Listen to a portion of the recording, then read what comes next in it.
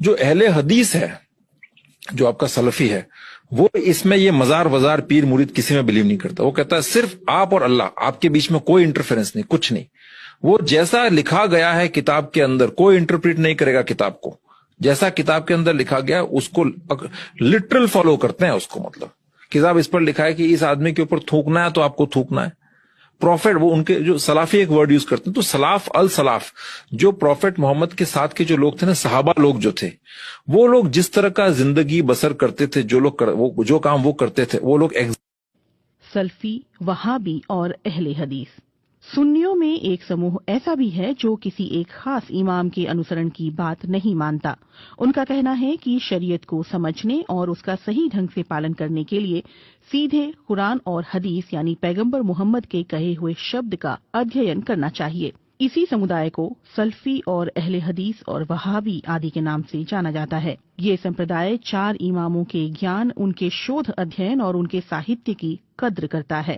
لیکن اس کا کہنا ہے کہ ان اماموں میں سے کسی ایک کا انوسرن انیواریہ نہیں ہے. ان کی جو باتیں قرآن اور حدیث کے انوسار ہیں اس پر عمل تو صحیح ہے، لیکن کسی بھی وواداسپد چیز میں انتم فیصلہ قرآن اور حدیث کا ماننا چاہیے. بلکہ بعض میں آپ سے کہوں کہ اہل حدیث کے عالم ہمارے پاس آئے، تقریر کر کے گئے، اس میں شیعہ نے بھی تقریر کی، باقی مسالک نے بھی کی، لیکن مدح اہل بیت میں جو گہری باتیں اور جو بڑی باتیں اہل حدیث کے عالم نے کی وہ کسی اور نے نہیں کی، اور میں خود حیران. مولانا صاحب، اہل حدیث کی تعداد ہمارے شہر میں بڑھ رہی ہے، اس کی کیا وجہ ہے؟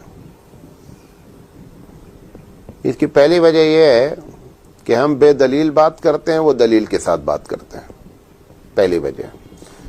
ہمارے ہاں مدارس میں ہم کو فقہ پڑھائی جاتی ہے اور حدیث سے دلیل نہیں دی جاتی ہے. یہ بنیادی وجہ ہے. سر، اہل حدیث جس طرح نبی اسلام کو مانتے ہیں نا، اس طرح اور کوئی نہیں مانتا. کیونکہ آپ لوگوں نے تو لوگوں کے بنائے ہوئے امام بنائے ہوئے ہیں. اہل حدیث نے اس کو امام مانا ہوا ہے جس کو اللہ نے امام بنایا ہے.